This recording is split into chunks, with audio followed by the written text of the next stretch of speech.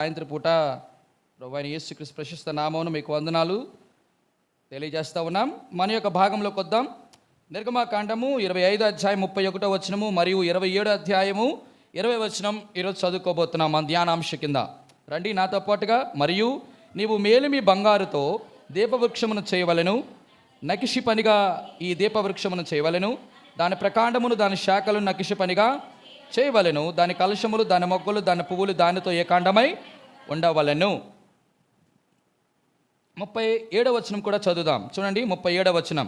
నీవు దానికి 7 దీపములను చేయవలెను, దాని ఎదుట వెలుగునిచ్చినట్లు దాని దీపములను వెలిగింపవలెను. చాలు. అదేవిధంగా ఇప్పుడు 27వ అధ్యాయము 20వ వచనం. మరియు దీపము నిత్యము వెలుగుచుండునట్లు ప్రదీపమునకు దంచి తీసిన అచ్చము ఒలీవల నూనె తేవలనని ఇజ్రాయేలునకు ఆజ్ఞాపించుము. చాలు. చిన్న ప్రార్థన. పరిశుద్ధుడైన తండ్రి, మీరు మాత్రమే మాట్లాడండి, సహాయం చేయండి, కృపను అనుగ్రహించమని, మీరే మహిమ ఘనత ప్రభావాలు పొందుకోమని, నిష్ప్రయోజకుడు నీ దాసుని నీ మహిమ కొరకు వాడుకొనండి.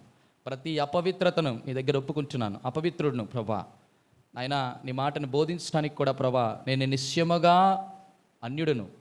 నిజముగా ప్రభా తండ్రి, ఇటువంటి అన్యుడిని నీ మాటనిచ్చి నన్ను ధన్యుని చేశారు. నీకు వందనాలు. ప్రకటిస్తున్న మాటలు నీవి, నిలబెడుతున్న వ్యక్తి నీవాడు. మీరు రక్తం ఇచ్చి కొనుక్కున్నారు ప్రభా. ఇక్కడున్న బిడ్డలు కూడా నీవారు. ప్రకటిస్తున్న ప్రతి మాట నీది. కనికరించండి. మీ యొక్క సన్నిధిలో నుంచి మీ ప్రతి మాటని ప్రభా మాకు విడుదల చేయమని, వెడలిపరచమని, మీరే మహిమ ఘనత ప్రభావాలు పొందుకోమని యేసు నామమున అడిగి వేడుకుంటున్నాము తండ్రి, ఆమెన్. గత బైబిల్ స్టడీలో దీపవృక్షము 40 వీసల బంగారముతో చేయబడిందని, ఆ 7 అంశాలలో మొదటి అంశం మనం ధ్యానించాం. ఏమిటి అంశం అంటే అమూల్యమైనది. బైబిల్లో 3 శ్రేష్టమైన అమూల్యతల గురించి మనం మాట్లాడాం. మొదటిది, ఆయన అమూల్యమైన వాడు. ఆయన అమూల్యమైనటువంటి వాడు కాబట్టి నమ్ముకున్న ప్రతి ఒక్కరికి, విశ్వసించు ప్రతి ఒక్కరికి యేసుక్రీస్తు ప్రభువారు అమూల్యమైన వాడుగా మార్చబడ్డాడు. అంత మాత్రమే కాదు, మనల్ని కూడా దేవునికి దృష్టిలో చాలా అమూల్యముగా ఎంచాడు. కారణం ఏంటో? నెంబర్ 1, ఆయన రక్తము అమూల్యమైనదని, ఆయన కృప అమూల్యమైనదని, మనము ఆయన యందు ఉంచుకున్న విశ్వాసము కూడా అమూల్యమైనది అన్నాం. ఈ మూడింటిని బట్టి మా దేవుడు మనల్ని ఏం చూస్తున్నాడు? అమూల్యముగా ఎంచినాడు. So we are the precious people in sight of God. Understand what actually God treats it? We are the precious people in sight of God. దేవుని దృష్టిలో ఎవరు అమూల్యమైన వారంటే, ఎవరైతే చెప్పండి, ఎవరైతే విశ్వాసము ద్వారా రక్షించబడ్డారో, ఎవరైతే యేసు ప్రభు అమూల్యమైన రక్తము ద్వారా కడగబడ్డారో, ఎవరైతే ఆయన కృపకు అర్హులయ్యారో వారిని దేవుడు ఎలాగెంచాడు? వారిని దేవుడు అమూల్యంగా ఎంచాడు. మంచిదే. ఇప్పుడు 40 వీసల బంగారం గురించి మనం మాట్లాడుతూ, ఆ దీపవృక్షమునికి సాదృశ్యమైన యేసుక్రీస్తు ప్రభువారిని, అదేవిధంగా ప్రత్యక్ష గుడారము నూతన నిబంధనల సంఘములో ఉన్నటువంటి ఆ దీపవృక్షానికి సాదృశ్యంగా ఉన్న మనల్ని కూడా దేవుడు ఎలా చూస్తున్నాడు? అమూల్యమైన వారిగా చూశాడు. రైట్. ఇంతవరకు మనకు అర్థమైంది. ఇప్పుడు ఆ 7 అంశాల్లో రెండో దానికి వచ్చాం. ఏమిటి ఆ రెండో వచనం అంటే, చూడండి ఆ 31లో 37వ వచనంలో అంటాడు, నీవు దానికి 7 దీపములు చేయవలెను, దాని ఎదుట వెలుగునిచ్చునట్లు దాని దీపములను వెలిగింపవలెను. ఇక్కడ ఈరోజు మన ధ్యాన అంశం ఏమిటంటే, ప్రత్యక్ష గుడారములో మనమే దీపవృక్షం అయితే మనము దీపవృక్షము వలె నిత్యము వెలుగుతూ ఉండాలి. మంచి మాటలు ఈరోజు మనం జ్ఞానం చేస్తాం. 3 విషయాలు మీకు జ్ఞాపకం చేస్తాను. 3 విషయాలు చాలా జ్ఞాపకం చేయాలి. ఉదాహరణకి వినండి ఈ మాట. ప్రత్యక్ష గుడారములో ఉన్నటువంటి ఈ దీపవృక్షము కనీసం 3 విధాలుగా గర్వించవచ్చు, ఒప్పంగవచ్చు. ఎందుకు? చూడండి, మొట్టమొదటి మాట మీకు ఇలా జ్ఞాపకం చేయనా? ఎందుకంటే ఆ ప్రత్యక్ష గుడారములో ఉన్నటువంటి 7 ఉపకరణాల్లో అత్యంత విలువైనది, అమూల్యమైనది, ప్రీతికరమైనది ఏది? దీపవృక్షం. ఎందుకు అనంటే, దానికి ఉపయోగించినంత బంగారము మిగతా 7 ఉపకరణాల్లో దేని కూడా కాలు ఎగరేయొచ్చు. ఏది? దీపవృక్షం. మొదటిది ఉప్పొంగొచ్చా లేదా? ఉందా లేదా? నాకంటే గొప్ప బంగారం దేనికి లేదు. మొదటిది, నేనే ప్రత్యక్ష గుడారములో విలువైనది అని అనొచ్చు. అవునా కాదా? మరేం గారు అర్థమవుతుందా? రెండవది, ఎందుకు? ఇంకో మాట చెప్తాను. You know the preciousness of the lamp stand అన్నాను. అంటే దీపవృక్షం యొక్క అమూల్యతను మొదట జ్ఞాపకం చేస్తే, ఇప్పుడు 2 దీపవృక్షం యొక్క ప్రదేశమును గురించి కూడా అనొచ్చు. లేకపోతే అది ఉంచబడినటువంటి స్థలము లేక స్థానమును కూడా చెప్పొచ్చు. ఎలాగా చెప్పండి. బలిపీఠము, గంగాళము దేవుడిచ్చినటువంటి ప్రదేశం స్థలం ఎక్కడ? ఆవరణం. కానీ పరిశుద్ధ స్థలములో ఏదుంది? దీపవృక్షం. అబ్బా ఎంత అద్భుతం కదా. రెండోసారి కూడా కాలు ఎగరేయచ్చు. ఎట్లా? బలిపీఠమును చూచి, గంగాళమును చూచి, బలిపీఠమా, గంగాళమా, మీకు తెలుసా దేవుడు మిమ్మల్ని ఆవరణములు ఉంచాడు, కానీ నన్ను మాత్రం ఇంకో విషయం కూడా అనొచ్చు, బలిపీఠమా, గంగాళమా, ప్రతి ఒక్కరు కూడా మీ దగ్గరికి వచ్చి బలులు అర్పించవచ్చు, ప్రతి ఒక్కరు నిన్ను తాకొచ్చు, కేవలం లేవీయులు మాత్రమే, అవునా కదా? కానీ నా దగ్గరికి ఎవరు తెలుసా? యాజకులు మాత్రమే రావాలి. అందరూ రావడానికి అంటే దాని అర్థం ఏంటో తెలుసా? నేను పరిశుద్ధ స్థలములో ఉంచిన దానిని బట్టి నేను ప్రత్యేకమైన దానిని అనొచ్చలేదమ్మా. పరిశుద్ధ స్థలములో ఉంచబడినటువంటి దీపవృక్షం అంటే దాని అర్థం ఏంటంటే, మొదటిది తన యొక్క అమూల్యత, అంటే అర్థం ఏంటంటే దాని యొక్క ప్రైస్ దేవుడు జ్ఞాపకం చేశాడు. రెండోది దాని ప్రివిలేజ్ జ్ఞాపకం చేశాడు. ఏంటో తెలుసా? దీపవృక్షమా, నేను ఎక్కడ పెట్టానో తెలుసా? ఎక్కడ పెట్టాను? పరిశుద్ధ స్థలము. ఎక్కడ పెట్టానో తెలుసా? లేవీయులు మాత్రమే పనిచేసే స్థలములో నేను పెట్టాను. దీపవృక్షమా, నిన్ను ఆవరణములో నేను ఉంచలేదు. ఇది రెండు. దాన్ని బట్టి కూడా నేను పరిశుద్ధ స్థలంలో ఉన్నవాడను, నువ్వైతే ఆవరణం అనొచ్చలేదా? ప్లేస్ డిఫరెంటా? ప్లేస్ డిఫరెంట్ అయినప్పుడు ప్రివిలేజ్ డిఫరెంట్ అయిపోద్దా? ఆధిక్యతలు కూడా మారిపోతాయి లేదా? ఏమండి, ఇప్పుడు నేను ఉన్నానండి, నా మీద ఉన్న అధికారికి నాకు తేడా ఉంటుందా లేదా? నా కింద ఉన్న వ్యక్తికి నాకు డిఫరెంట్ దాన్ని ఏమంటారు, తారతమ్యం ఉంటుందా లేదా? అలాగా దీపవృక్షం కూడా అనొచ్చు, నేను పరిశుద్ధ స్థలంలో ఉన్నాను. రెండవది ఇంకొక విషయం చెప్పనా? ఇంకో విషయం, ఇది ₹1,00,00,000 మాట. ఎలాగో తెలుసా? ఇప్పుడు అదే మనం ధ్యానించబోతున్నాం. ఏంటో తెలుసా? బలిపీఠమా, గంగాళమా, సన్నిధి రొట్టెల బల్ల, ధూపవేదిక. మీరు విషయం తెలుసా? నేను లేకపోతే ప్రత్యక్ష గుడారంలో వెలుగే ఉండదు. ఎంత అద్భుతం కదా దీపవృక్షం. ఈ దీపవృక్షం ఎవరు కాదు, మనమే. మొదటిది ప్రభువే, అన్నీ ఆయనకి సూచన. కానీ విచిత్రం ఏంటో తెలుసా? ఈ 3 చదువుతున్నప్పుడు నాకేమనిపించిందో తెలుసా? దేవా, దీపవృక్షము ప్రత్యక్ష గుడారంలో ఆ రోజు అక్షరార్థముగా ఎలాగుంది? 40 వీసల బంగారముతో ఉన్నటువంటి దీపవృక్షం అక్కడ చూపించాం. కానీ కొత్త నిబంధనలో నన్నే దీపవృక్షంగా నువ్వు చేసుకున్నావు. విషయం చెప్పనా? ఈ దీపవృక్షము ఒకప్పుడు దీని వాల్యూ ఏంటో తెలుసా? బంగారం ఎక్కడ దొరుకుతుంది నానా? ఎక్కడ పడితే అక్కడ దొరుకుద్దా? ఎక్కడ దొరుకుద్ది? అరే ఎక్కడ దొరుకుద్ది? భూమిలో దొరుకుద్ది. రండి, ఆదికాండ గ్రంథం మొట్టమొదటి బంగారం అనే ప్రస్తావన, ద ఫోర్ మోస్ట్ మెన్షన్డ్. ఆదికాండ గ్రంథం 2వ అధ్యాయం 11వ వచనం. మొదటి దాని పేరు గిషోను, అది హవీల దేశమంతట చుట్టుపారుచున్నది, అక్కడ బంగారమున్నది, ఆ దేశపు బంగారము శ్రేష్టమైనది, అక్కడ బోలమును గోమేదకమును దొరుకును. ఇక్కడ బాగా గమనించాలి అమ్మా, ఇక్కడ బాగా గమనించవలసినటువంటి మనకి చూడదగినటువంటి విషయం ఏంటి? హవీలా శ్రేష్టమైనటువంటి బంగారం ఉండే స్థలము, అది మనం గమనించాలి. ఏంటన్నా? బంగారం శ్రేష్టంగా ఉండేటువంటి స్థలం. ఇప్పుడు గమనించాలి, ఈ బంగారము భూమిలో దొరుకుద్ది. ఎలా దొరుకుద్ది? బంగారంగా దొరుకుద్దా? మలినము, మస్టు, ఏంటంట అన్నీ ఉంటాయి కదా, మనందరికీ తెలిసిన విషయమే బంగారం ఎక్కడో. కాబట్టి ఇప్పుడు ప్రస్తావన దాని గురించి కాదు, కానీ ఎక్కడో ఉన్నటువంటి బంగారాన్ని, మర్మముగా ఉన్నటువంటి బంగారాన్ని, ఎవరికి దొరకని బంగారాన్ని, విచిత్రం చెప్పనా, దానిని ఎక్కడ తీసుకొచ్చాడు దేవుడు? పరిశుద్ధ స్థలములు అనగా ప్రత్యక్ష గుడారము. ఆ స్థలానికి రావడానికి ఏం జరిగింది సార్? ప్రత్యక్ష గుడారములో దీపస్తంభంగా మారడానికి కనీసం 3 రకాలైనటువంటి అనుభవాలు గుండా వెళ్ళింది. మొదటి అనుభవం ఏంటో చెప్పండి? తీసినటువంటి బంగారాన్ని మొట్టమొదటిగా ఏం చేశారు? శుభ్రం చేశారు. Very good. చేసిన తర్వాత ఏం చేశారు? అగ్నిలో కాల్చారు. Very good. 3వ అనుభవం ఏంటి చెప్పండి? అది చెప్పండి ఇప్పుడు. శుభ్రపరచుట. రెండోది చెప్పండి, కాల్చుట. మూడోది తర్వాత సుత్తుతో లేకపోతే కొట్టలు, దాన్ని ఏమంటారు? నగిష్ పనిగా చేయుట. Very good, thank you sister. ఇప్పుడు గమనించండి, ఇటువంటి ఈ 3 అనుభవాల గుండా వెళితేనే ఆ ప్రత్యక్ష గుడారములోనికి వచ్చింది. ఎక్కడికో పరిశుద్ధ స్థలంలోనికి వచ్చింది. ఇప్పుడు జ్ఞాపకం చేస్తున్న విషయం ఏంటంటే, ఈ అమూల్యమైనది, ఇటువంటి అద్భుతమైనది, ఇటువంటి అవసరమైనది, ఇటువంటి అరుదైనది, ఇటువంటి చెప్పండి ఏమనొచ్చు దీన్ని? ఆధిక్యత కలిగినది. ఆ పరిశుద్ధ స్థలంలో ఉండిన దాన్ని బట్టి నేను చెప్పిన 3 విషయాల్లో అది గర్వించడానికి ఆస్కారము ఉంది. ఏం చెప్పండి? మొదటిది ఏంటి? రిపీట్ చేయాలి. మొదటిది అది ఉప్పొంగొచ్చు. దేన్ని బట్టి? మొదటిది ఏంటి?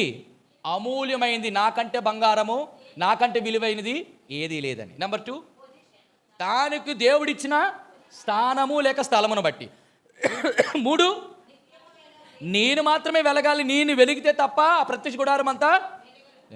ఈ 3 అనుభవాల్లో మనం ఎక్కడైనా ఉన్నామేమో ఒక్కసారి జ్ఞాపకం చేసుకుందాం. ముందుకు వెళ్తున్నాను.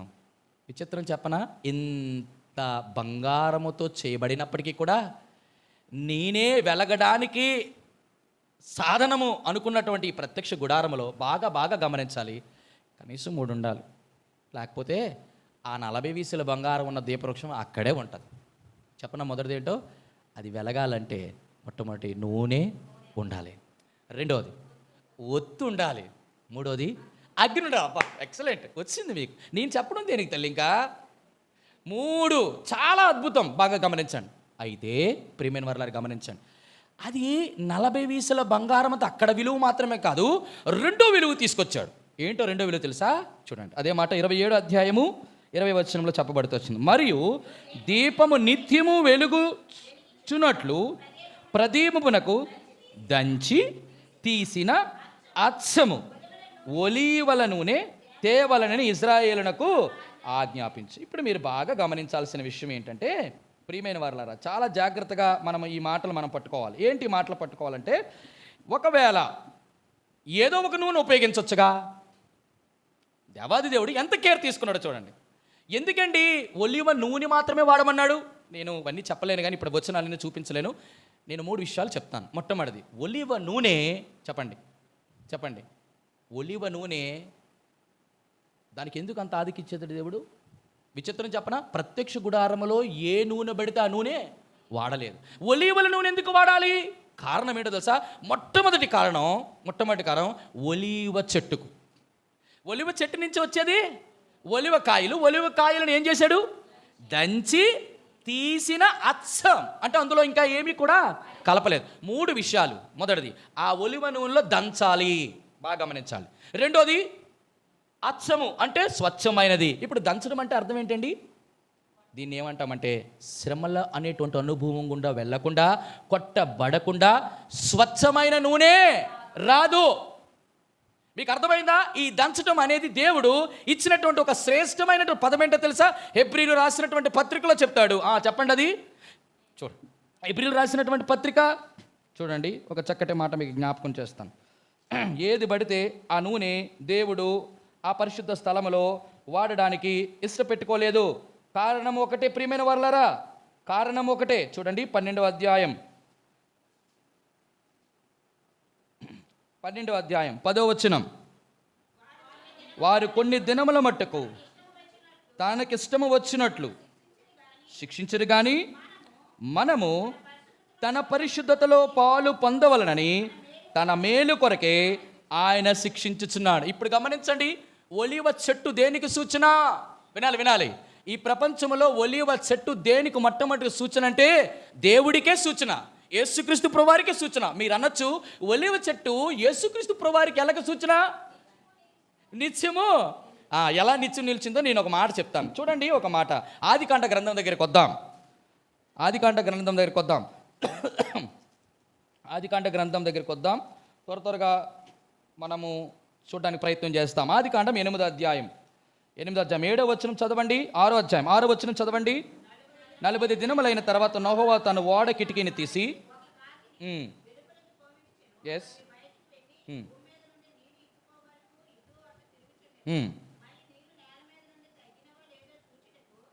తన యొద్ద నుండి నల్ల పావురం ఒకటి చాలు. 10వ వచనం చూడండి. అతడు మరి 7 దినములు ఆగి మరలా ఆ నల్ల పావురమును ఓడలోండి వెలుపలికి విడిచెను. సాయంకాలమున అది అతని యొద్దకు వచ్చి త్రొంచబడిన ఒలీవ చెట్టు ఆకు దాని నోట ఉండెను గనుక నీళ్లు భూమి మీద నుండి తగ్గిపోయినని నోవాహుకు తెలిపెను. అతడు ఇంకా మరి 7 దినములు తాలి పావురమును వెలుపలికి విడిచెను. ఆ తర్వాత అది అతని యొద్దకు, గమనించండి, 40 దినాలు ప్రచండమైన వర్షము, తుఫాను, భయంకరమైనటువంటి వరద. ప్రపంచంలో ఉన్నటువంటి పర్వతాలు సైతం మునిగిపోయాయి. ప్రతి మానవుడు కూడా ఎవరు కూడా బ్రతకలేదు. గమనించాల్సిన విషయం ఏంటి అంటే, ప్రపంచంలో ఉన్నటువంటి ఎంతో బలము కలిగిన చెట్టులు, ఎంతో సౌందర్యం కలిగిన చెట్టులు, ఎంతో సువాసన కలిగిన చెట్లు, ఎంతో ఆధిక్యత కలిగిన చెట్లు అన్నీ నాశనం అయిపోగా, ఆ నీళ్లు అన్నీ తరిగిపోయిన తర్వాత ఆ నల్ల పావురు నోట కరిచి తెచ్చినటువంటి ఒకే ఒక చెట్టు ఒలీవ చెట్టు. ప్రియమైన వర్లారా, గమనించవలసిన విషయం ఏంటో తెలుసా? ప్రపంచంలో ఉన్నటువంటి పర్వతాలు లాంటివి, ప్రపంచంలో లోకములో ఉన్నటువంటి అత్యధికమైన బలము కలిగినవి, ఎంతో సౌందర్యము సువాసన గొప్ప గొప్ప వాటివి అన్నీ దేవుని యొక్క కోపానికి ప్రచండానికి, గమనించండి, తీర్పుకు ఏమైపోయినాయి? మొత్తం అంతా కూడా నాశనం అయిపోగా, అటువంటి తీర్పుకు లోనైనటువంటి యేసుక్రీస్తు ప్రభువారు కూడా ప్రపంచ మానవాళి యొక్క పాపమును తన మీద వేసుకున్నప్పుడు కూడా గమనించాలి, అంత నాశనం అయిపోయి యేసుక్రీస్తు ప్రభు చనిపోయాడు, సమాధిలో చేయబడ్డాడు. కానీ విచిత్రం తెలుసా? 3 దినాలలో తిరిగి లేచాడు. అంటే దాని అర్థం ఏంటో తెలుసా? ఏ చెట్లయితే మునిగిపోయాయో, ఏ పర్వతాలైతే నాశనం అయిపోయాయో, ఏ జనులైతే మొత్తం నశించిపోయారో వారందరూ నాశనమవగా మిగిలిన ఒకే ఒక్క చెట్టు, ఒలీవ చెట్టుకు గుర్తుకున్న యేసుక్రీస్తు ప్రభువారు ఇంకా సజీవముగా ఉన్నాడు. దేవుని నామానికి భయము కలుగును గాక.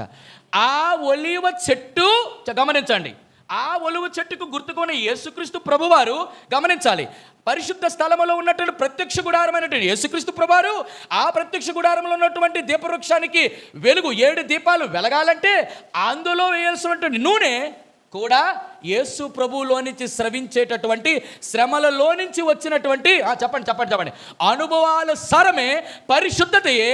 గమనించండి, ప్రత్యక్ష గుడారములో దీపవృక్షములో చెప్పండి ఆ నూనెకి సాదృశ్యంగా ఉంది. అంటే దాని అర్థం ఏంటంటే, ప్రియమైన నూనె ఎక్కడ? ప్రత్యక్ష గుడారం దీపవృక్షానికి వేస్తున్నారు కదా, ఆ నూనె యేసుక్రీస్తు ప్రభువారిని ఒలీవ చెట్టు నలగగొట్టబడి, దంచబడి, హింసించబడి, కొట్టబడి, చెప్పండి, దున్నబడి ఆయన ఏమయ్యారో తెలుసా? పరిశుద్ధత అనేటువంటి ఒలీవ నేను ఆయన నుంచి వచ్చి ఎక్కడో తెలుసా? ప్రత్యక్ష గుడారములో నీవు నేను నిత్యము వెలుగుటకై ఆ పరిశుద్ధతని మనకి దేవుడు అనుగ్రహించాడు. దేవుని నామానికి మహిమ కలుగును గాక. మీకు అర్థమైంది ఇప్పుడు నేను చెప్పిన మాట? ఇక్కడ నూనె దేనితో పోలుస్తున్నాను? యాక్చువల్గా అయితే దేనితో పోల్చాలా? పరిశుద్ధాత్మతో. 2 ప్రార్థనతో. 3 అయినా దీన్ని అంతటినీ దేని క్రోడీకరించాలంటే పరిశుద్ధత. ఎందుకు పరిశుద్ధత అని అనంటే, ఒలీవ చెట్టు యేసుక్రీస్తు ప్రభు అయితే ఆ ఒలీవ చెట్టులో నుంచి వచ్చినటువంటి నూనె సాధారణంగా రాదు. ఆ ఒలీవ చెట్టుకున్నటువంటి కాయలు అంటే దాన్ని ఏమంటారంటే ఫలాలు. అంటే యేసుక్రీస్తు ప్రభువారు ఫలించే కొమ్మ, అవునా కదా? ఉండే కొమ్మ. ఆ ఫలాల నుంచి ఆ కాయలు ఏం చేశారు? దంచబడ్డారు. ఎవరు దంచారు? బాగా గమనించాలి. ఎవరు దంచారు? దేవుని యొక్క తీర్పు, అనగా దేవుని యొక్క తీర్పు ఆయన మీద పడినప్పుడు ఆయన దంచబడ్డాడు, తృణీకరించబడ్డాడు, కొట్టబడ్డాడు, నెట్టబడ్డాడు. ఆయన మొత్తబడిగాను చెప్పండి, తృణీకరింపబడిన వాడు, నలగగొట్టబడిన వాడు ఆయను అని యెషయా గ్రంథం 53 చెప్తుంది. ఇప్పుడు వచ్చినట్టు ఆ నూనెని ప్రత్యక్ష గుడారములో దేవుడు ఉపయోగించాడు. ఏ నూనె బట్టి ఆ నూనె ఉపయోగించలేదు. ఇప్పుడు నీకు చెప్పదలుచుకున్న ప్రాముఖ్యమైన మాట అంటే, ఒకవేళ మనము కూడా ప్రత్యక్ష గుడారములో 3 అనుభవాలు చెప్పాను, ఉప్పొంగేటటువంటి అనుభవాలు. గమనించాలి. ఆ ప్రత్యక్ష గుడారములో ఆ 3 అనుభవాలు మనవే అయితే, నెంబర్ 1 అనుభవాలు ఏంటి? నేను విలువైన వాడిని. నెంబర్ 2 ఏంటి? నాకున్న స్థలము వేరే, అంటే ఇక ప్రత్యేకమైంది. 3వది ఏంటి? నేను నిత్యం. అంటే దాని అర్థం ఏంటంటే, దేవుడు మన మీద ఉంచినటువంటి ఆధిక్యత దేని గురించి అంటే, నీవు నిత్యము వెలగాలి. నిత్యము వెలగాలి అంటే దేవుడు అనుగ్రహించినటువంటి ఆ ఒక్క పరిశుద్ధత మొట్టమొదటిది అయి ఉండాలి. ఇప్పుడు నేను జ్ఞాపకం చేస్తాను. ఒక్కసారి నూనె వచ్చిన తర్వాత, నూనె వేసిన తర్వాత గమనించండి, చెప్పండి, ఆ ప్రత్యక్ష గుడారంలో ఉన్న దీపవృక్షానికి 7 దీపాలు ఉన్నాయని చెప్పాను. 3 కొమ్మలిట్టు మధ్య ప్రకాండం ఒకటి, మొత్తం 7. వేసినటువంటి నూనెకి ఒత్తి వేసి ఏం చేశారు? వెలిగించాడు. ఇప్పుడు అది నిత్యము వెలగాలంటే నూనె ఎప్పటికప్పుడు అయిపోతుంటుందో, నిత్యం అలాగే ఉంటుందా? అప్పుడు మళ్ళీ ఏం చేయాలి? మళ్ళా నూనె రెడీగా ఉంటుందా? మళ్ళీ ఏం చేయాలి? దంచబడాలి. మళ్ళా నూనె తేవాలి. ఏ పడితే నూనె వేయకూడదు, పవిత్రమైన నూనె ఉండాలి. అంటే దాని అర్థం ఏంటంటే, మనము నిత్యము వెలుగునట్లు ఖచ్చితంగా మొట్టమొదటి అనుభవము ఏం చేయాలంటే, మనము దంచబడాలి. దంచబడిన తర్వాత అచ్చము అనేటువంటి పవిత్రత ఆ నూనెలో నుంచి మనకి వస్తుంది. ఇప్పుడు నేను జ్ఞాపకం చేస్తున్న ప్రాముఖ్యం ఏంటంటే, ఇంతకీ ఆ ప్రత్యక్ష గుడారంలో ఒకే ఒక ఆధిక్యత కొరకు ఈరోజు మనం మాట్లాడుతున్నాం. ఇదేని గురించి? నిత్యము వెలిగించబడాలి. ఇప్పుడు ఆ ప్రత్యక్ష గుడారంలోని ఆ దీపవృక్షము నీవు నేనైతే మనము వెలిగింపబడాలంటే ఈ యొక్క 5 అనుభవాలు గుండా మనం వెళ్ళి తీరాలి. ఈ ఒక్కొక్క అనుభవాన్ని మీకు జ్ఞాపకం చేస్తాను, ఒక్కొక్కటి రాసుకుందాం, దాని ప్రకారం మనం జీవించడానికి ప్రయత్నం చేద్దాం. వెరీ ఇంట్రెస్టింగ్, చాలా శ్రేష్టమైన మాటలు, చాలా జాగ్రత్తగా ఆలకించాను. నేను మొట్టమొదటి 5 మాటలు మీకు చెప్తాను, తర్వాత దాని గురించి వివరిస్తాను. నెంబర్ 1, మొట్టమొదటిది, మనము ప్రత్యక్ష గుడారంలో దీపవృక్షం వలె నిత్యము మనం ఎలాగా వెలగాలంటే మొట్టమొదటిది మనం చేయాల్సింది ఏంటంటే దేవుని యొక్క వెలుగులో నడవాలి. Number 1, you have to walk in the light of the God. Number 1, మొట్టమొదటిగా దేవుని యొక్క వెలుగులో నడవాలి. నెంబర్ 2, రెండవది, మనము దేవుని కొరకు నిత్యము వెలగాలంటే మనం పాటించవలసినటువంటి రెండవ శ్రేష్టమైనటువంటి ఆజ్ఞ లేకపోతే నియమము ఏమిటి అంటే you have to be fill with the holy spirit. ప్రతిరోజు మనం పరిశుద్ధాత్మ చేత నింపబడుతూ ఉండాలి. పరిశుద్ధాత్మను పొందుకోవడం కాదు, వినండి, పొందుకోవడమా నింపబడమా? పొందుకోవడం అనకూడదు. మళ్ళీ ఎందుకు? మనం ఒకసారి పొంచాం. ఎప్పుడు పొందుకున్నాం? బాప్తిసమము తీసుకున్న తర్వాత. Very good. 3, అది మనం ఆల్రెడీ గత బైబిల్ స్టడీలో చెప్పానా? బళ్ళ వర్తమానంలో చెప్పాను. యేసుక్రీస్తు ప్రభువు యోర్దాను నది నుండి బయటికి వచ్చిన తర్వాత పరిశుద్ధాత్మ పావురం వలె ఆయన మీద దిగింది. రైట్. నెంబర్ 3, మూడవది, ఎందుకు మనం నిత్యం వెలగాలంటే మనం పాటించవలసిన మూడవది, live a life of holiness. ఎప్పుడు కూడా పరిశుద్ధంగా బ్రతకాలి. మూడవది, పరిశుద్ధత కలిగి బ్రతకాలి. 4వది, అతి శ్రేష్టమైన మాట, let your light shine for others. 4వది, ఎందుకు దీపవృక్షం అంటే దేని కొరకు ఇందాక చెప్పాను, మనం ఇతరులకు వెలుగుగా ఉండుట కొరకు మనం వెలగాలి. 4వది, let your light shine for others, మనం ఇతరులను వెలిగించుట కొరకే వెలగాలి. అన్నిటికంటే ముఖ్యం, ఇందాక నేను చెప్పి వదిలేశాను 3 మాటలు, దానికి ఏముంది? కాలర్ ఎగరేసే గుణం ఉంది. దేనికి? బంగారానికి కాదు, దేనికి? దీపవృక్షాన్ని. So always stay humble and obedient. ఎప్పుడు కూడా చెప్పండి, లోబడి విధేయత కలిగి ఉండాలి. ఈ 5 ఎవరికైతే ఉంటుందో వినాలి, నా వైపు చూస్తే వినాలి.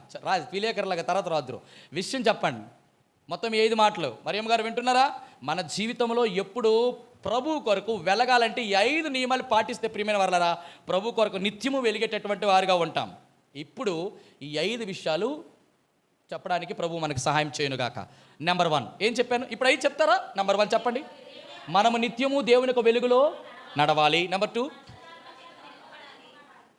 పరిశుద్ధాత్మ చేత నింపబడాలి, నిత్యము పరిశుద్ధతను కలిగి జీవించాలి. 4, ఇతరులను వెలిగించేదానికే వెలగాలి, జీవితంలో ఎప్పుడు లోబడి విధేయత కలిగి జీవించాలి. చాలు ప్రియమైన వాళ్ళ. ఈ 5 ఎలాగ దీనికి సూచన, ఎలాగ దీనికి సంబంధించిన అడిగితే నేను ఒక 5 విషయాలు జ్ఞానం. మొదటి మాట ఏంటి? దేవుని యొక్క వెలుగులో.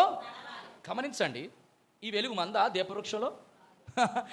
ఎక్కడో ఆయన ఒలివ చెట్టు నుంచి దంచి తీసిన ప్యూర్ ఆయిల్ మన దగ్గరికి వస్తే అప్పుడు మనం ఏమయ్యాం అంటే మనము వెలిగించబడక మునుపు దీపవృక్షమే ఉంది. ఎక్కడుంది? ప్రత్యక్ష గుడాలో. కానీ ఎలాగుంది? చీకటిలో ఉంది. అమ్మమ్మ ఎలాగుంది? కొంతమంది మౌనంగా ఉందని అంటారేమో. ఎలా ఉంటారు? చీకటిలో ఉంది. ఓకేనా? ఇప్పుడు గమనించండి, చీకటిలో ఒక వ్యక్తి యాజకుడు పని చేయగలుగుతాడు. లోపలికి వెళ్ళి మొత్తం అంతా డార్క్గా ఉంది, మనిషి కూడా కనబడ్డు, మొత్తం అన్నీ కూడా కప్పిస్తూ ఉంటాయి. లోపలికి వెళ్ళి పని చేయాలంటే ఖచ్చితంగా వెలుగు ఉండాలి. వెలుగు లేదు. వెలగాలంటే ప్రత్యక్ష గుడారంలో అదొక్కటే దానికి ఆస్కారం, అంతకు మించి ఇంకేమీ లేదు. ఇప్పుడు గమనించాల్సిన విషయం ఏంటి తెలుసా? ఒక 5 విషయాలు మీకు ఇట్లా జ్ఞాపకం చేస్తాను. మనము దేవుని యొక్క వెలుగులో మనం ఎలా నడగలం? అదే కదా ఇప్పుడు నేను మొదట చెప్పాను. దేని గురించి చెప్పాను? మనం నిత్యము వెలగాలి. మరి నిత్యము వెలగాలంటే దేవుని యొక్క వెలుగులో నడవాలన్న. మరి దేవుని యొక్క వెలుగులో అంటే ఏం చేయాలి? నెంబర్ 1 ఒక 5 విషయాలు. అసలు వెలగాలంటే మొట్టమొదటిగా you have to remember your old life. అది మొట్టమొదటిది. నాన్న గమనించండి, నీవు దేవుని కొరకు వెలగాలంటే నీ జీవితంలో, నా జీవితంలో, మనందరి జీవితంలో ఎప్పుడు గుర్తుంచుకోవాల్సింది, always remember that you are in darkness. మొదటి పేతురు రాసిన పత్రిక 2వ అధ్యాయం 9వ వచనం. మొదటి పేతురు 2:9. అయితే మనము చీకటిలో నుండి ఆశ్చర్యకరమైన చాలు. తెలుగులోనికి తన వెలుగులోనికి, అది గమనించాలి. ఇది మన వెలుగు కాదు, మన పూర్వస్థితిని మనం ఎప్పుడు జ్ఞాపకం చేసుకోవాలి. ప్రియమైనరులా, ఏమండి ఎప్పుడు చూద్దామంటే ప్రభా నేను పాపినయ్యా. ఒక వ్యక్తి అండి, వినండి, సియోన్లోనే నేను విన్నాను ఈ మాట. ఎందుకు పాపి పాపి అని చెప్పి ఎప్పుడు ప్రార్థన చేస్తారా మీరు అని అడగడం కాదు, సారీ క్షమించండి, వాక్యంలో చెప్పడం నేను విన్నాను. నిజంగా చెప్పండి, మన పరిశుద్ధులం అయిపోయినామా? పరిశుద్ధులం అయితే నేను అనుకున్నాను, దేవా ఎందుకు నైనా బల్ల, ఎందుకు ప్రభు మాకు బల్ల అవసరం లేదు. ఏమైనా బుక్కక్క గత ఆదివారం నుంచి ఆదివారం వరకు ప్యూరా పక్క 100%. నేనైతే కాదు, నా యేసు ప్రభు తప్ప ఎవరు కూడా. అందుకంటాడు ఒకవేళ, అందుకే 3 రకాలైనటువంటి విశ్వాసాలు ఉంటారు. మొదటి యోహాను రాసిన పత్రిక బైబిల్ స్టడీలో మీకు జ్ఞాపకం చేసి ఉంటాను. ఏంటో తెలుసా? 3 రకాలైన విశ్వాసం. అందులో 3 రకమైన విశ్వాసం అనుభవం ఏంటో తెలుసా? ఎవరైనానో నాలో పాపము లేదని చెప్పుకునే వాడు అయిపోయింది. దేవుడిని అబద్ధికుడిగా చేస్తాడట. అంటే అర్థమేంటి తెలుసా? నువ్వు కూడా కాదని దేవుడిని మనం ఏం చేసేస్తాం? నువ్వు కూడా అబద్ధమని. నో, అలాగే ఇప్పుడు కాదు. నెంబర్ 1 ఏంటంటే you have to remember that we are under darkness. Number 1 అది గుర్తుంచుకోవాలి. రెండోది ఏంటో తెలుసా? ఎఫెసీయులకు రాసిన పత్రిక 5:8 ఎఫెసీయులకు రాసిన పత్రిక 5:8 త్వరగా చాలు. ఇప్పుడు ప్రభువునందు, ఇది కూడా ఎవరిది? ఇది కూడా దేవుడిదే. అంటే రిమైండ్ యువర్ పొజిషన్ అండ్ వినాలి, యువర్ ప్లేస్, రెండు కూడా మనం గుర్తుంచుకోవాలి. యూ ఆల్వేస్ రిమెంబర్, మనం ఎప్పుడు గుర్తుంచుకోవాలి ప్రియమైన వాళ్ళారా. మనం ఎప్పుడు కూడా అతిశయించడానికి లేదు. ఇదే ప్రత్యక్ష గుడారంలో ఉన్న దీపవృక్షానికి ఉన్న అతిశయం, దీపవృక్షంలో ఉన్న అతిశయం. అందుకే దేవదేవుడు ప్రతి ఒక్కటి కూడా దానికి సరిపెట్టే పడతా. దీపవృక్షం అనుకుంటుంది, నేను లేకపోతే మీకు ఎవరికి కూడా, ఓ దీపవృక్షమా, ఒకవేళ కానీ ఆ ఒలివ నూనె లేకపోతే, ఆ అగ్ని లేకపోతే, ఆ ఒత్తు లేకపోతే, వెలిగించే యాజకుడు లేకపోతే, చెప్పండి, నువ్వు కూడా. కాబట్టి మనం కూడా మన జ్ఞాపకం చేసుకో, lord I'm really thankful for your great privilege that you have shown me, because once upon a time I am under the place of darkness. నేను కూడా చీకటిలో ఉన్నాను, చీకటినై ఉన్నాను. ఈ రెండు గుర్తుంచుకోవాలండి. మన పొజిషన్ మర్చిపోకూడదు, మన ప్లేస్ని కూడా మర్చిపోకూడదు. మూడోది, ఇప్పుడు ప్రభునందు మీరు వెలుగై ఉన్నారు. ప్రభు వెలుగులోనికి పిలిచాడు. గమనించండి, విచిత్రం చెప్పనా, దేన్ని బట్టి పిలిచాడో, మనం ఎలాగా వెలుగు మార్చబడ్డామో చూడండి. యోహాను సువార్త 12:46 చదువుతారా? 12:46 నా యందు విశ్వాసముంచు ప్రతివాడు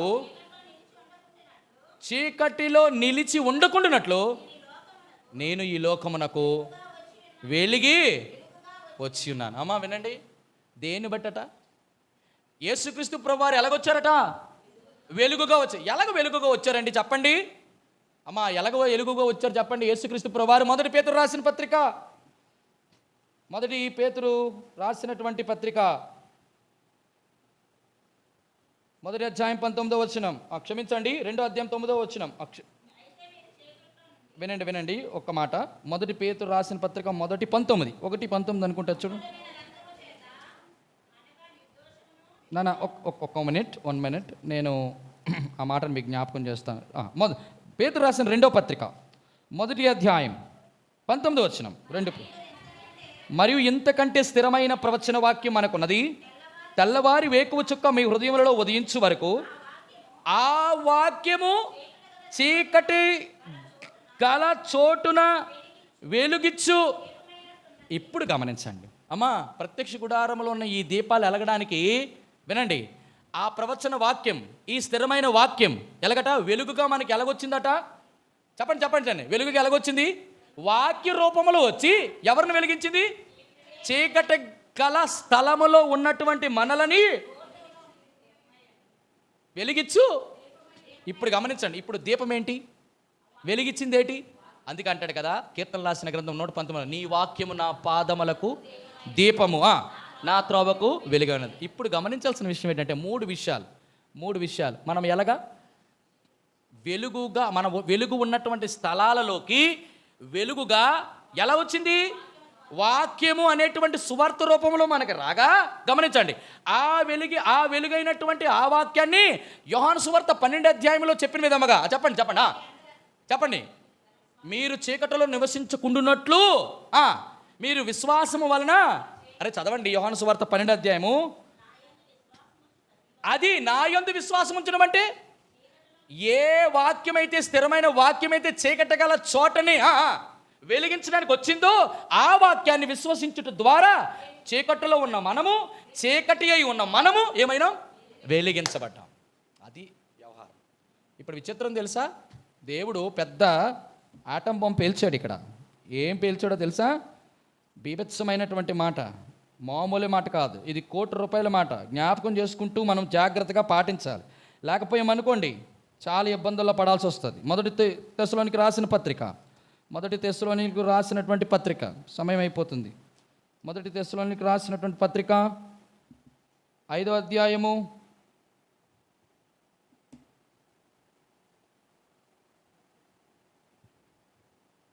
దానికంటే ముందుగా 2 కొరింథీయులు రాసిన పత్రిక 6:14. 2 కొరింథీయులు రాసిన పత్రిక 6వ అధ్యాయం 14వ వచనం. మీరు అవిశ్వాసులతో జోడుగా ఉండకుడి, నీతికి దుర్నీతికి ఏమి సాంగత్యము. చాలు. ఇక్కడ గమనించండి, చీకటికి అంటే విశ్వాసము ద్వారా మనం వెలిగించబడిన తర్వాత దేవుడిస్తున్నటువంటి మొట్టమొదటి చెప్పండి కాషన్. అంటే అర్థం ఏంటి? కాషన్ అంటే జాగ్రత్త. ఏంటో తెలుసా? మీరు చీకటితో ఏ రోజు కూడా కలవకూడదు, సంబంధం పెట్టుకోకూడదు, కనీసం దాని విషయంలో కూడా వెళ్ళకూడదు. అంటే అర్థం ఏంటి? చీకటికి వెలుగుకి సంబంధాలు ఏంటి? మనము ప్రత్యేకమైన జీవితం కలిగి ఉండాలని. అదే కదా ఆదికాండం 1వ అధ్యాయంలో చీకటిని వెలుగును ఆయన నోటు వాక్కు చేత వేరుపరిచాడు. కాబట్టి ప్రత్యేకమైన జీవితం మనము బ్రతకాలి, అప్పుడే నువ్వు వెలిగింపబడిన వాడివి. ఇది మొదటి సూచన. గమనించండి, వెలుగుని నువ్వు ఎలా కాపాడుకుంటావు, నువ్వు ఎలాగ వెలుగులో ఉంటున్నావు అంటే అర్థం ఏంటంటే you have to be always separate from the darkness. Number 1. Number 2 చూడండి. నెంబర్ టూ చూడండి, చాలా మంచి మాట.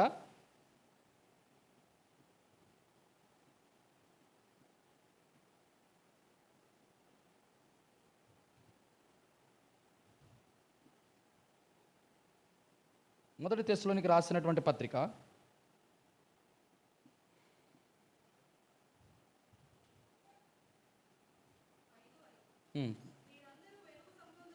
5 కాదు. ఎస్, తర్వాత చదువు 5వ అధ్యాయం 4వ. మొదటి తెస్సలోనికి రాసిన పత్రిక 5వ అధ్యాయం 4వ వచనమేనా? చదవండి. సహోదరులారా, ఆ దినము దొంగ వలె మీ మీదకు వచ్చుటకు. ఇప్పుడు దాని అర్థం ఏంటి? ఆ దినము అనగా యేసుక్రీస్తు ప్రభువారు రాకడ సమయము దగ్గర పడుతుంది. ఆయన రాబోతున్నారు. ఒకవేళ ఆయన దొంగ వలె వస్తున్నాడా లేదా? ఇక్కడ అంటున్నాడు ఒక మాట, గమనించండి. సహోదరుల, ఆ దినము దొంగ వలె మీ మీదకు వచ్చుటకు మీరు చీకటిలో. అంటే దాని అర్థం ఏంటి? ఏమండి, మీరు వెనకన తోక పట్టుకుంటున్నారు, హెడ్ పట్టుకోవడం లేదు. సహోదరులారా, ఆ దినము దొంగ వలె వచ్చుటకు, మీ మీద వచ్చుటకు మీరు చీకటిలో ఉన్నవారు కారు. అంటే ఎలాగున్నవారు? ఇప్పుడు వెలుగులో ఉన్నవారికి దొంగ కనిపిస్తాడా లేదా? అంటే యేసుక్రీస్తు ప్రభువారు ఏమండి, ఆయన ఎలాగా? మీరు మళ్ళీ వెనక్కరండి. సహోదరులారా దొంగ వలె మీ మీదకు వచ్చుటకు. అంటే చీకటిలో ఉన్న వారికి యేసుక్రీస్తు ప్రభువారు ఎలాగా? అది గమనించాలి. ఇప్పుడు వెలుగులో ఉన్న వారికి చెప్పండి ఇప్పుడు ఎలాగొస్తాడు అప్పుడు? అంటే అర్థం ఏంటండి? ఎవరు వస్తారండి? You are not able to understand. మనం వెలుగులో ఉన్నామా, చీకట్లో ఉన్నామా? వెలుగులో ఉన్నటువంటి వారి మీదకి, వెలుగులో ఉన్నటువంటి నీకు అనగా పట్టపగల దొంగ ఎవడు రాడు. చీకటిలో ఉంటే ఖచ్చితంగా దొంగ వస్తాడు. దొంగ దేనికి వస్తాడు? దొంగ దోచుకోవడానికి వస్తాడు. అవునా కదా? అమూల్యమైన దోచుకోవడానికి వస్తాడు. ఇక్కడ వెలుగులో ఉన్నటువంటి నీవు ఎవరు వస్తారు? వెలుగులో ఉన్నప్పుడు వచ్చేది ఎవరు? దొర వస్తాడు. ఆయన దొర మనల్ని తీసుకెళ్ళడానికి వస్తాడు. అంటే దాని అర్థం ఏంటంటే ప్రియమైన వాళ్ళరా, ఏ భయము పడకుండా నిర్భయంగా ఉండండి అని దాని అర్థం. దొంగ వచ్చాడు అనుకో, ఏదొట్టుకెళ్ళిపోతాడేమో, పిల్ల కోసం 2 లక్షలు దాచాడు. చెప్పండి. పిల్ల చదువు కోసం మొన్న 70,000 రూపాయలు ఈఎంఐ కట్టడానికి వచ్చాను. పొరపాటు రాత్రి దొంగ చుట్టుకెళ్ళిపోతే నెక్స్ట్ రోజు ఈఎంఐ కట్టాలి, కట్టకపోతే అవ్వదు. ఉంటుందా లేదా? తలంపు ఏంటంటే ప్రియమైన వాళ్ళదా, రెండోది, if you want to be enlightened for God, దేవుని కొరకు మనం వెలిగించబడాలంటే దేవునిలో మనం నడవాలి. నెంబర్ 1 నడవాలంటే remind always our position, our place. మన స్థానాన్ని, మన స్థలాన్ని ఎప్పుడూ మర్చిపోకూడదు, గుర్తుంచుకోండి. రెండోది ఏంటంటే గుర్తుంచుకోవాల్సిన మాట. రెండోది ఏంటంటే మనం జ్ఞాపకం చేసుకుంటూ ఉండాలి. ఎటువంటి జ్ఞాపకం చేసుకోవాలి? ఇందాక చెప్పాను, కొరింథీయులకు రాసినట్టు పత్రికలో నేను మాట చెప్పాను, ప్రత్యేకమైన జీవితం కలిగి ఉండాలని ఎప్పుడు జ్ఞాపకం. మూడోది ఏంటో తెలుసా? దేవాది దేవుడు ఎప్పుడు చెప్పండి దొంగ వల్ల మనం రావడానికి అవస్కారం లేదు. మనకి ఎలాగట పగట సంబంధం కాబట్టి ఆయన దొరవలి వస్తాడు, హ్యాపీగా మనం తీసుకెళ్ళాలి. అంటే దాని అర్థం ఏంటి? ఏ భయం లేకుండా మనము జీవించగలం. అంటే దాని అర్థం ఏంటంటే సిద్ధపడి ఉండాలని.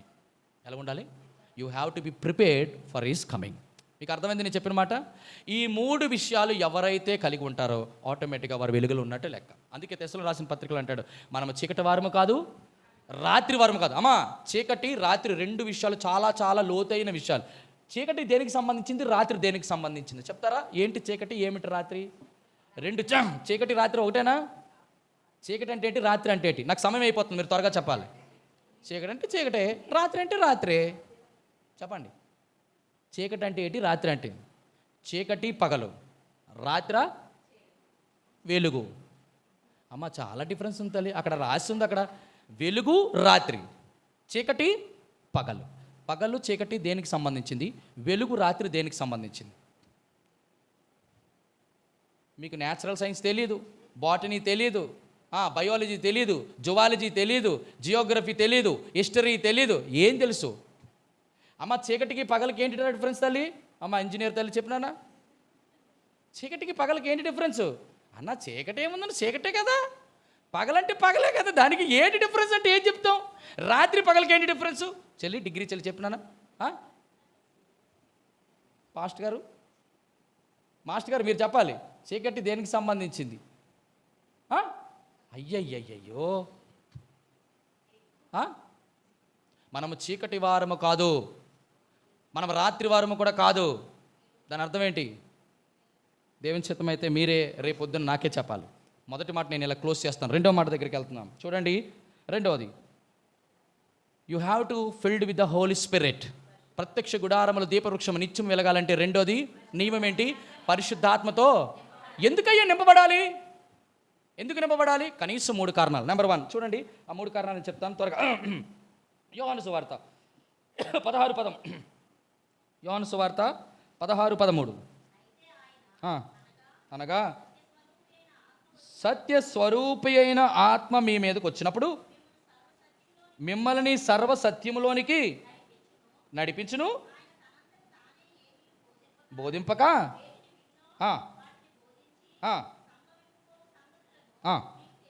రైట్. 3 విషయాలు అక్కడ గమనించారా మీకు? ఇక్కడ 3 విషయాలు చెప్పండి. 3 విషయాలు ఏంటో ఆ వచనంలో కనబడతాయి. మీ మీదకి వచ్చినప్పుడు నెంబర్ 1 నడిపిస్తాడు. నెంబర్ 1 ప్రత్యక్ష గుడారంలో ఉన్నటువంటి దీపవృక్షమా నేను నడిపిస్తాడు. నెంబర్ 2 ఏం బోధిస్తాడు? అది వేటిని విన్నదో అదే బోధిస్తాడు. 3 సంభవింపబోవు. మీకు విషయం తెలుసా? పరిశుద్ధాత్మ దేవుడికి ఉన్న శ్రేష్టమని ఇంకో గుణం జ్ఞాపకం చేస్తాను చూడండి, ఎంత అద్భుతమైన. మొదటి కొరింథీయులకు రాసిన పత్రిక 2:12. మొదటి కొరింథీయులకు రాసిన పత్రిక 2:12. దేవుని వలన మనకు దయచేయబడిన వాటిని తెలుసుకొనుటకై మనము లౌకిక ఆత్మ కాక దేవుని యొద్ద నుండి వచ్చే ఆత్మను. ఇప్పుడు గమనించారు అక్కడ మాట? ఆ మాట పట్టుకోండి జాగ్రత్తగానా. దేవుని వలన మనకు దయచేయబడిన వాటిని తెలుసుకొనుటకై మనకు లౌకిక ఆత్మ కాక దేవుని యొద్ద నుండి వచ్చే ఆత్మను. ఇప్పుడు గమనించారా? పరిశుద్ధాత్మ ఎవరైతే పరిశుద్ధాత్మను పొందుకోవడం నింపబడలేదో వారు దేవుని నుండి నువ్వు ఏది పొందుకుంటున్నావో, దేవుడు నీకు ఏమి దయచేస్తున్నాడో, దేవుడు నిన్ను ఎలా నడిపిస్తున్నాడో, దేవుడు ఎలా నిన్ను బోధిస్తున్నాడో, ఇంకా జరగబో సంగతులను నీకు ఎలా తెలియపరుస్తున్నాడో నువ్వు ఎప్పటికీ గమనించలేవు. అర్థమైంది నేను చెప్పిన మాట? మనం అనుకుంటాం తెలుసా, త్రుటిలో చనిపోవలసింది నేను. చెప్పండి, నిజంగా దేవుడు ఆ మార్గము గుండా వెళ్లకుండా తప్పించాడు. మీరు అనుకుంటారు మన జ్ఞానం మన వివేకం అనుకుంటాం. కాదు కాదు, పరిశుద్ధాత్మ చేత ఎవరైతే నింపబడతారో ఆ ఉచ్చులో పడకుండా, ఆ ఉరులో పడకుండా, ఆ యొక్క చెప్పండి ఆ వలలో పడకుండా పరిశుద్ధాత్మ దేవుడట, చెలి తమ్ముడా, నానా, అక్క, చెలి వినండి ఈ మాట, నిన్ను దేవుడు గైడ్ చేస్తాడు ఇంకో మార్గం గుండా. నెంబర్ 1. నెంబర్ 2 ఏంటో తెలుసా? ఆయన బోధిస్తాడట. ఏం బోధిస్తాడో తెలుసా? ఎక్కడికి వెళ్ళాలో, ఎలా వెళ్ళాలో నడిపించడం మాత్రమే కాదు, బోధ కూడా ఆయనే చేస్తాడు. 3వది ఏంటో తెలుసా? పొరపాటున ఇగో నువ్వు అక్కడికి వెళ్తున్నావు, నువ్వు అక్కడికి వెళ్తే మాత్రం నీకు మహాభయంకరమైన ప్రమాదం ఉంది అంటూ వెళ్ళాల్సినటువంటి ఆ యొక్క వెళ్ళాల్సిన ప్రయాణాన్ని కూడా దేవుడు ఏం చేస్తాడు? ఒకవేళ దేవుని చిత్తం అనుకో, హ్యాపీగా దేవుడు. అందుకే పరిశుద్ధాత్మచే నింపబడినటువంటి అపోస్తలుడైన పౌలు మరియు బర్నబా కొన్ని ప్రదేశాలకు వెళ్తేనట పరిశుద్ధాత్మ దేవుడు వారిని ఏం చేశాడు? ఆటంకపరిచాడు. ప్రియమైన వారలారా, నీవు దేవుని వెలుగులో ఉన్నావనడానికి రెండవ రుజువు ఏంటో తెలుసా? నువ్వు పరిశుద్ధాత్మ చేత నింపబడాలి. పొందడం కాదు, నింపబడుతూ ఉండాలి. అప్పుడు దేవుడు ఏం చేస్తాడంటే జరగబో సంగతులను చెప్తాడు, నిన్ను నడిపిస్తాడు, నీకు బోధిస్తాడు. దానివల్ల ఏం చేస్తాడంటే ఇక్కడ ప్రత్యక్ష గుడారములో వెలగడానికి కావలసినటువంటి 3 శ్రేష్టమైనటువంటి, ఓ దీపవృక్షమా, నిన్ను ఎక్కడ నడిపిస్తున్నాను? నేను ఎక్కడికి నడిపిస్తున్నాను? నేను ఏటి బోధిస్తున్నాను?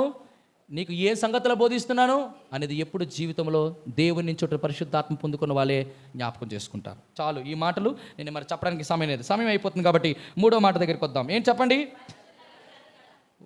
Live a life of holiness. పరిశుద్ధాత్మ దేవుడు వెలిగింపబడటం అంటే, ఇందాక ఒక మాట చెప్తాను, అతిశయం ఉందని చెప్పాను కదా, దానికి చాలా జాగ్రత్తగా మనం చూస్తే అప్పుడు పరిశుద్ధత అనేటువంటి మాట మనకి అర్థమవుతుంది. ఎందుకో తెలుసా? వినండి. అచ్చము దంచి తీసినటువంటి నూనె ఏ నూనెది? తీసినటువంటి నూనె ఏ నూనెది? పరిశుద్ధమైన నూనె. అచ్చము అన్నాడు. అచ్చం అంటే స్వచ్ఛమైనది, స్వచ్ఛమైనదంటే పవిత్రమైనది, పవిత్రమైనదంటే పరిశుద్ధమైనది. ఇప్పుడు గమనించండి, పరిశుద్ధమైన నూనె. ఎందుకు దేవుడు పరిశుద్ధమైనటువంటి నూనె, ఒలివ నూనె తీసుకున్నాడు? ప్రత్యక్ష గుడారం అంటే, ప్రత్యక్ష గుడారానికి ఎప్పుడు జ్ఞాపకం చేసుకున్నటువంటి ప్రాముఖ్యమైన తెలుసా? నీవు జీవితంలో ఎప్పుడు పరిశుద్ధంగా బ్రతకాలి. ఇప్పుడు మీరు ఓపుకుంటే ఇక్కడ కూర్చున్న నీ జీవితంలో, నా జీవితంలో కానీ ఎవరి జీవితంలో నిత్యము నువ్వు పరిశుద్ధంగా బ్రతకడానికి నేను 5 అద్భుతమైన టిప్స్ చెప్తాను. క్షమించండి, 7 అద్భుతమైన టిప్స్. అలా మీరు పాటించగలిగితే లైఫ్లో ఎప్పుడు కూడా పరిశుద్ధంగా ఉంటారు. తల్లి, చెప్పాలా వద్దా? టైం అయితే సిస్టర్ మీకు ఓకేనా? పరిశుద్ధంగా జీవించాలనుకుంటున్నారా? నేను అంటాను వద్దని ఈ టైంకి ఇప్పుడు ఏడు చెప్తారంటే నాకు అర్థం ఏంటంటే పరిశుద్ధంగా జీవించకూడదు అన్నటువంటి టెంప్ట్లో ఉన్నారు. అంతే అర్థం. ఏడు చెప్పనా? 7 విషయాలు టక్కమని చెప్తాను. చాలా అద్భుతమైన మాటలు, దానికి సమయం ఎక్కువ అయిపోవచ్చు, రాసుకుంటే చాలా మంచిది. నేను చెప్తాను, ఒక్కొక్కటి రాసుకోండి. Number 1, you have to take 7 step to be very pure in your life. పరిశుద్ధంగా జీవించడానికండి ఈ 7టికి మించి బైబిల్లో నువ్వు ఎక్కడ చూసినా, ఎక్కడ ఆలోచించినా కూడా దొరకవు. అంత శ్రేష్టమైన మాట. నెంబర్ 1 చూస్తారా? మొట్టమొదటి, keep your thoughts always holy. Number 1 ఏంటంటే, మొదటి నీ ఆలోచనలు గమనించండి, నీ ఆలోచనలు పరిశుద్ధంగా ఉండేటట్టుగా చూసుకోండి. నెంబర్ 1 ఏంటట? నీ ఆలోచనలు పరిశుద్ధంగా ఉండేటట్టుగా చూసుకోవాలి. నెంబర్ 2, రెండవది, నీ కన్నులు పవిత్రంగా ఉండేటట్టుగా, పవిత్రమైన వాటి చూచేటట్టుగా చూసుకోనండి. నెంబర్ 2, అమ్మా అంత ఈజీ ఏం కాదు, పాటించాలి ఇవన్నీ, అంత ఈజీ ఏం కాదు. రెండవది, ఈ టిప్స్ తెలియకపోతే మనం పరిశుద్ధంగా ఉండలేం ఎప్పటికీ. నెంబర్ 2. నెంబర్ 3, నీవు ఎవరైతే సహవాసం చేస్తున్నావో ఆ సహవాసం పరిశుద్ధత కలిగి ఉండేటట్టుగా చూసుకోండి. మూడవది, you have to make your fellowship very pure. మీరు అనొచ్చు, ఏటన్నా మీరు అలాగంటారు, చెప్పండి పరిశుద్ధంగా అంటే అలాగ అర్థం ఏంటి? దాని అర్థం ఏంటి అంటే మేము సహవాసం చేయకూడదు, మీకు అర్థం అంటే ఖచ్చితంగా చేయకూడదు. అక్క ఏంటంటే పరిశుద్ధంగా మనం బ్రతకాలంటే నేను ఎప్పుడు జ్ఞాపకం చేస్తున్న ఒక శ్రేష్టమైనటువంటి వచనం ఏంటి తెలుసా? కీర్తన గ్రంథం 106. మీకు ఎప్పుడు జ్ఞాపకం చేస్తాను చూడండి, తెలుసా లేదా? కీర్తన గ్రంథం 106, 35, 39 చదువుతారా? 39వ వచనం. పోయే మీకు అర్థమైంది నేను చెప్పిన మాట నాన్న. సహవాసము చేయుట ద్వారా మనము నేర్చుకోము. అన్న వాడు తాగుతున్నాడు అన్న, నేను తాగను, ఓన్లీ డ్రింక్ బాటిల్ అయితే నేను తాగుతానన్నా, నేనేమి చేయనన్నా. ఒక 6 నెలలు చేసి చూడు. అనుభవంతో కూడిన మాటలు ఇవి. ఫస్ట్ గారు అంతేనా? ఒక 6 నెలలు చేస్తే డ్రింక్ బాటిల్ కాస్త డ్రంక్ బాటిల్ అయిపోద్ది. 3, నేను ఎక్కువ చెప్పలేను, సమయం అయిపోతుంది కాబట్టి. నాలుగోది మొదటిది, నీ ఆలోచనలు పవిత్రంగా ఉండేటట్టు చూసుకో. 2, నీ కన్నులు జాగ్రత్తగా ఉండేటట్టుగా చూసుకో. 3, నీ సహవాసం. 3వది ఏంటి తెలుసా? నీవు కూర్చొని నిలబడి వెళ్ళే చోటు కూడా పరిశుద్ధంగా ఉండాలి. అంటే దాని అర్థం ఏంటో చెప్పనా? నీవు నివసించే స్థలం కూడా పరిశుద్ధంగా ఉండేటట్టుగా చూసుకోవాలి. అదేటన్నా, ఎలాగన్నా అవుతుంది? దుష్టుల చొప్పున నవలక పాపుల మార్గం నెలక అపవాసులు కూర్చుంటే చోటన కూర్చుండక. నీకు అక్కడ అపవాసం ఉంటుందని తెలుసు, నవ్వులాట్లాడతారో తెలుసు, గిలిగిచ్చికాయలు మాట్లాడతారని తెలుసు, ముసలం ముచ్చట్లాడతారని తెలుసు, సోదు మాట్లాడతారని తెలుసు, అనేకమైనటువంటి పనికిరాని చెత్త మాట్లాడతారు. కానీ ఏం చేస్తాం? లోతు గవిని దగ్గర కూర్చున్నట. ఊరు గవిని దగ్గర కూర్చోవలసింది ఎక్కడ? దేవుని బిడ్డలతో ఉండాలి. వారి బిడ్డలు నీతిమంతుడు కదా, మరి నీతిమంతుడు ఎక్కడ కూర్చోవాలా? దేవుని దగ్గర కూర్చోవాలి. అబ్రహాం అలా కూర్చోలేదే. ఎక్కడ కూర్చున్నారు? ఎండ వేడిమిన గుడారము సింధూర వనము కింద చెట్టు కింద కూర్చున్నాడు. ప్రియమన్నారు, ఎంత గొప్ప దేవుడు అండి నిజంగా. 4 విషయాలు ఉంటుందా లేదా మీరు అడగచ్చు. స్థలం ఎలాగంటే నేను ఒక మాట చెప్పనా, ఉదాహరణ చెప్పను. పోనీ 4 భార్య ఉంది ఇంట్లో, అక్కడ ఎవ్వరూ లేరు. మీకు వచ్చిన చూస్తే ఇంకా బాగా అర్థమవుతుంది. చూడండి, ఆదికాండ గ్రంథం 39. త్వరగా చదవండి ప్రియమైన వారలారా. 11, 12 వచనాలు చదవండి. ఆదికాండ గ్రంథం 39. ఎట్లుండగా ఒకనాడు తన పని మీద ఇంటిలోనికి వెళ్ళాడట ఏసేపు. చదువునా? ఇంటి మనుషుల్లో అది లెక్క. అమ్మా, చెల్లి, తమ్ముడా, ఎట్టి పరిస్థితులు ఎవరైనా ఇంటికి వెళ్ళావు అనుకో, ఒక్కరే ఉన్నారు అనుకో, సహోదరులారా సహోదరులారా వినండి ఈ మాట. ఇంటిలో భర్త లేనప్పుడు, భార్యలు ఒంటరిగా ఉన్నప్పుడు దయచేసి వెళ్ళమాకండి. భార్యలు ఒక్కడే ఉన్నప్పుడు, భర్తలు ఒక్కడే ఉన్నప్పుడు వెళ్ళమాకండి. ఎవరో భర్తలు ఉంటే భర్తల వరకు వెళ్ళొచ్చు, మగవాళ్ళు చెప్పండి, సహోదరులు సహోదరుల దగ్గర, సహోదరులు. అంతేగాని బ్రదర్ లేరని బ్రదర్ ఒక్కలే ఉన్నారు పర్వాలేదు, సిస్టర్ లేకపోయినా, సిస్టర్ మాత్రం వెళ్ళొద్దు తల్లి. సిస్టర్ లేనప్పుడు ఎవరు బ్రదరు దయచేసి వెళ్ళొద్దు. అలాగే వెళ్ళి చాలామంది మనం అందరూ ఏసేపులు కాదు తల్లి. మన బతుకైనా పోగొట్టుకుంటాం కానీ బట్ట మాత్రం పోగొట్టుకోం తెలుసా? ఏసేపులాగా అయితే బట్ట అయినా పోగొట్టుకున్నాడు, బతుకు మాత్రం పోగొట్టుకోలేదు. మీకు అర్థమైంది అనుకుంటాను. I hope you understand. 4, 5. 5 చూస్తారా? 5వది ఏంటో తెలుసా? మనకు సూచనలు ఇచ్చేవారు కానీ, మనకు సలహాలు ఇచ్చేవారు కానీ, మన గురించి సాక్ష్యం చెప్పేవారు కానీ, గమనించండి. సలహాలు ఇచ్చేవారు, సూచనలు ఇచ్చేవారు, సాక్ష్యం చెప్పేవారు. మన ఆలోచనకర్తలు ఎప్పుడు పవిత్రంగా ఉండేటట్టుగా చూసుకోవాలి. అంటే ఎవరు ఆలోచనకర్తలు? ఎవరు?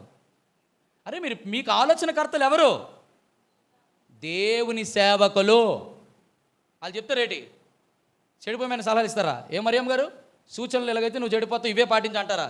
మన ఆలోచనకర్తలు కూడా నా సేవకులు, దైవజనులు, దేవుడు ఏర్పరచుకున్న వాళ్ళు కూడా ఎలాగుండాలి? పరిశుద్ధత కలిగి ఉండాలి. గమనించాలి. ఎన్ని వచ్చినాయి?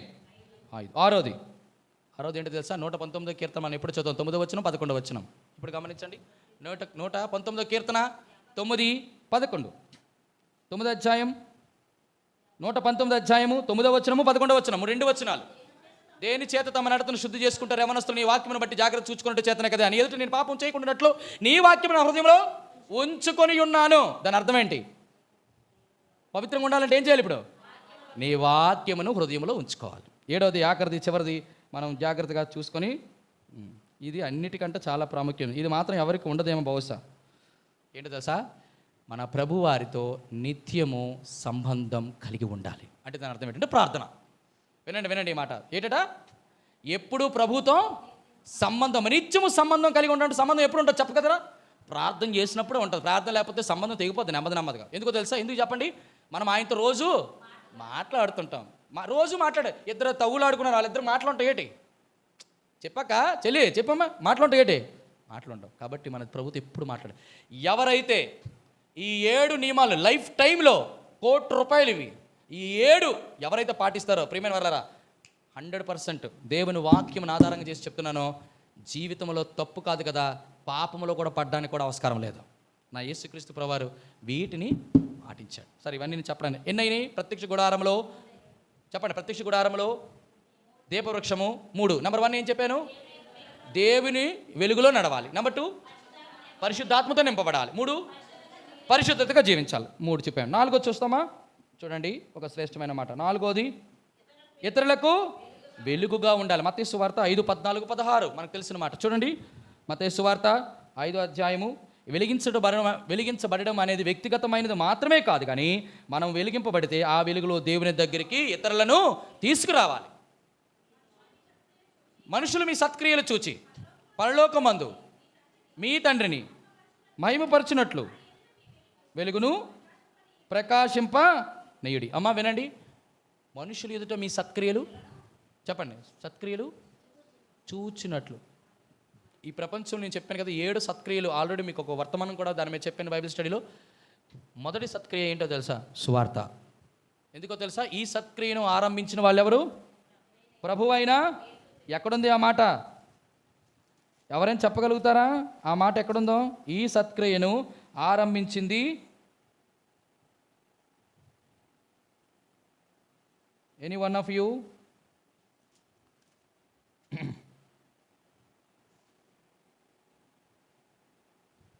1వ అధ్యాయం 3వ వచనం. ఫిలిప్పీయులకు రాసిన పత్రిక 1వ అధ్యాయం 3వ వచనం.